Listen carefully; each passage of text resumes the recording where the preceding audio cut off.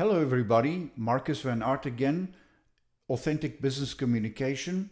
Today I'm going to be talking to you about the third technique in a series of four that deals with being concise and compelling during speech, especially under pressure, right?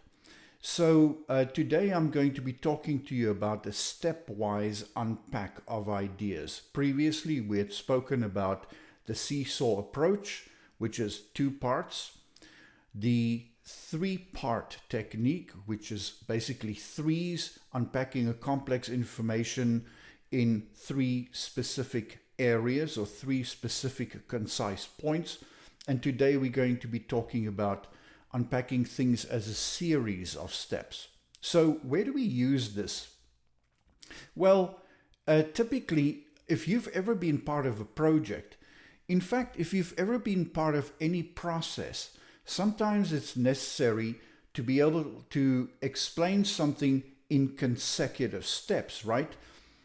And I find in interviews for many of my clients, this is really useful because your particular employer or potential employer wants to know that when they throw a challenge at you, that you would be able to follow a certain routine that will guarantee some measure of success, right?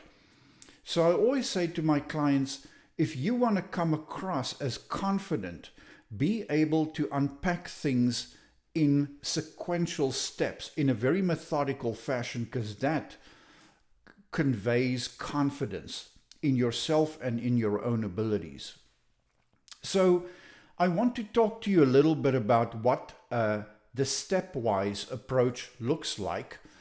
But before we get there, please remember the three things that go into concise and compelling speech. First of all, think what your main message is and how much time and effort you want to spend on it, right? Secondly, what are the first words that'll come out of your mouth so that you don't struggle and stumble as you go along, which is the framing statement. And then thirdly, the unpacking. And in this case, the unpacking is going to be a sequential stepwise approach. So in order to take it a little bit closer, as an example, I'm going to give you some verbiage here. A very simple framing statement for a stepwise approach in unpacking your ideas could be something like, let me walk you through the process from start to finish, right? And then you can go to start with, and now we can, and hopefully it ends with, or in the beginning, following this, and to finish the process. You can see on the slide some other examples there too. So in order to give you an idea of how I typically use steps, I would make a framing statement or an introductory statement like, I think, John, that it would make best sense if I walked you through the consecutive steps so you can gain a good overall perspective, right? So I'm telling John that there's going to be steps involved here. He already perks up and listens for those steps. But I'm also using my framing statement to let John know that this is for his benefit so that he can gain a good overall perspective. So hopefully that gets his attention. And then I can walk him through the process by saying something like, normally we start with an end user assessment, end user needs assessment. Once we have clear on the nature of the customer's needs, then we can go ahead and sketch out a proposal, right? Can you see? First there is an end user needs assessment. Then the second step is a proposal. Finally, to round out the preliminary stages, we discuss line items and refine things from a customer's perspective, right? So I have walked John, my listener, through the steps that I take in a specific process. There's a second example there. This is always the first step. You plan the budget and timelines with great care, right? Say I'm discussing how I approach a project. This is followed by resource allocation and consideration of supply chain logistics. And finally, we put together a fully vetted and fine-tuned proposal for sign-off. Right, so I just want to make a comment. My clients always ask me, how do I make sure that when I speak, people take note?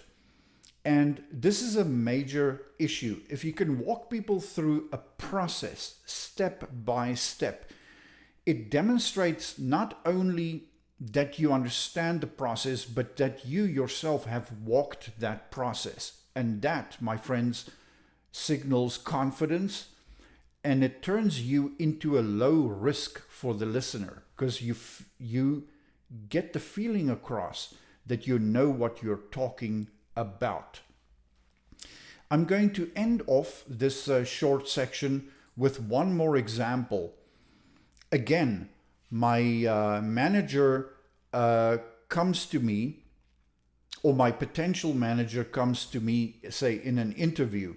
They're still interviewing me, and they say, Marcus, could you explain how you ensure consistent success in assembling your workshops? Right? Say I'm applying for a job as a workshop host. Marcus, could you explain how you ensure consistent success in assembling your workshops? That's a question. I go, John, thank you very much. It's actually fairly simple, but I do follow a sequence. Let me walk you through the 3 main steps, and if you want more detail, please interrupt and I will explain. You can hear that in my opener, I'm doing quite a few things. Number 1, I'm telling him it's fairly simple, but that there are certain steps in a sequence, and I'm going to walk him through it, and that he can interrupt if he wants to know more. So it is both a structuring and also an invitation, right? And then I start. Step 1 has everything to do with research of the topic, audience and learning needs. And this enables me to put a workshop scope together. In step 2, I draft the outline and start to populate the lesson flow. This enables me to build a narrative and include audience participation elements. And finally, I like to do dry runs. First alone, until I get the hang of it, and then with a colleague who may provide me feedback. Right, so I take the person very methodically through the process. They feel that I know what I'm talking about because I walk them through the process.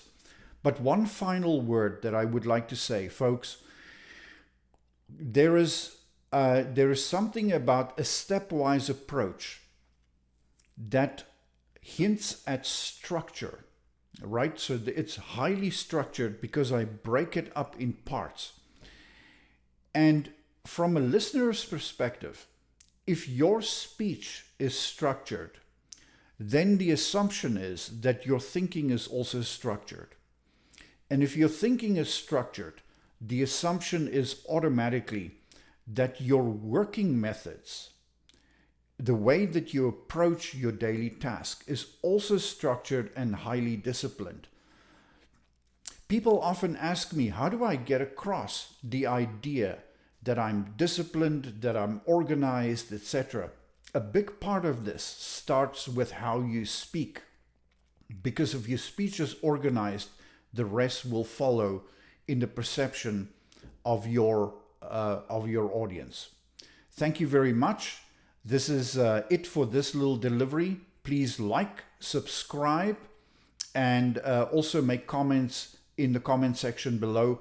I thank you for taking this time with me, and I'll follow up with the 4th technique very, very soon. Thank you. Bye-bye.